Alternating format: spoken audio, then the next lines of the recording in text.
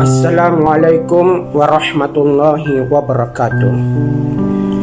Pada kali ini saya akan mengulas serba ringkas berkaitan dengan isu yang tidak asing lagi di kalangan rakyat Malaysia berkaitan penutupan masjid dan juga surau akibat wabak pandemik COVID-19. Kebelakangan ini kita sering mendengar keluhan dan kritikan segelintir masyarakat terhadap penutupan masjid dan surau di kawasan zon merah. Kritikan semakin lantang terhadap sekatan kuliah agama dan kegiatan mengimarahkan masjid serta surau, sekaligus mengundang persepsi dan reaksi berbeza. Ada yang patuh, mengeluh, dan ada pula yang bersedih. Sebahagiannya pula menerima prosedur operasi standar SOP dan norma baru itu dengan menganggapnya sebagai ujian daripada Allah Subhanahu wa taala.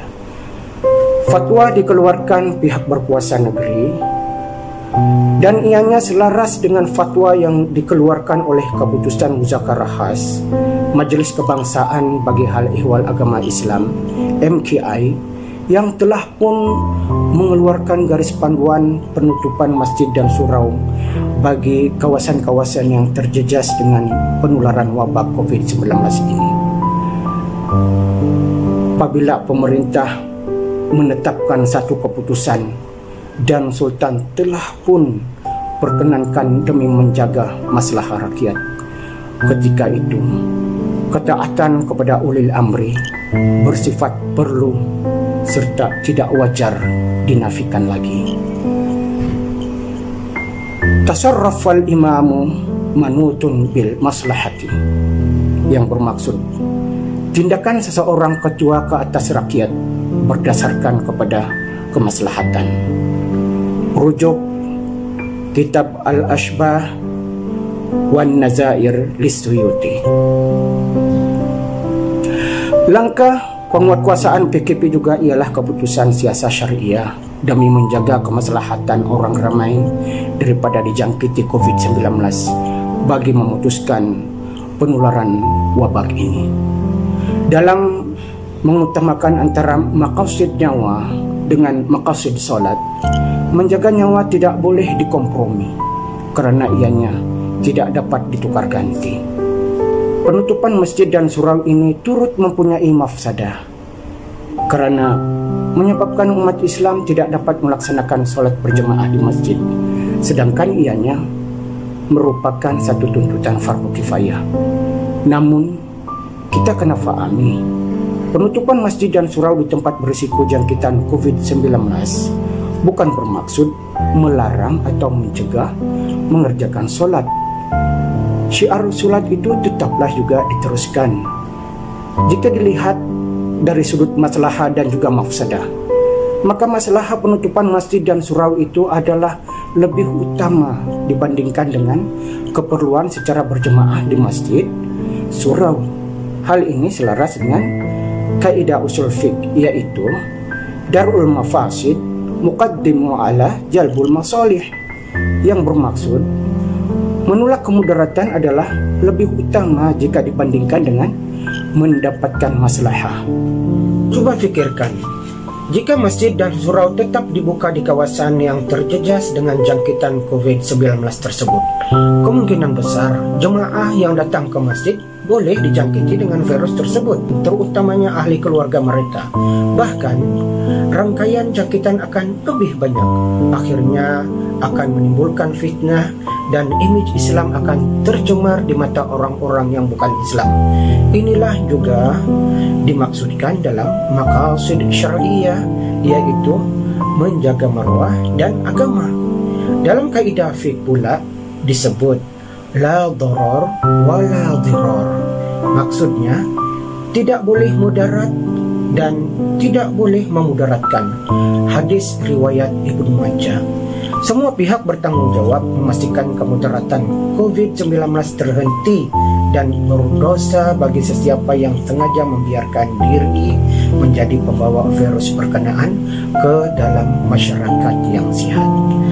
Berikut adalah fatwa-fatwa yang telah diputuskan oleh institusi fatwa antarabangsa berkaitan penangguhan solat Jumaat dan solat berjemaah di beberapa buah negara.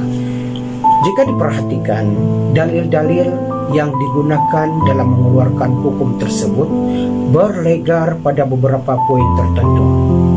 Antaranya ialah kewajiban meraihkan salah satu daripada maqasid syar'iyyah, yaitu menjaga nyawa, hifzul nafsi. Haram seseorang itu sengaja membiarkan dirinya terdedah kepada bahaya dan kebinasaan dengan tidak mengambil langkah-langkah pencegahan yang telah ditetapkan. Hal ini bersandarkan kepada firman Allah Subhanahu wa taala, A'udzubillahi minasyaitonirrajim, wala tulqu biaidikum ila tahlukah, yang bermaksud, dan janganlah kamu sengaja mencampakkan diri kamu ke dalam lembah kebinasaan. Surah Al-Baqarah ayat 195. Begitu juga kaidah fiqh yang menyebutkan bahawa setiap tindakan pemerintah terhadap rakyatnya perlu didasari dengan kemaslahatan.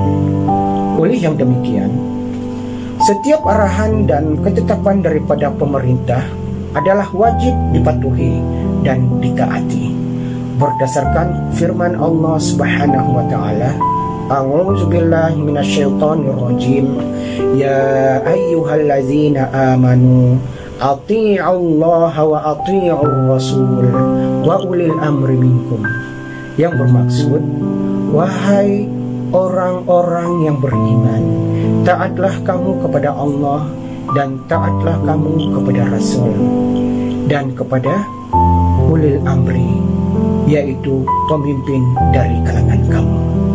Surah An-Nisa ayat 59. Makanya nasihat dari Kementerian Kesihatan Malaysia dan keputusan yang mereka keluarkan adalah menjaga maslahah manusia demi menjaga keselamatan diri kita dan juga orang ramai.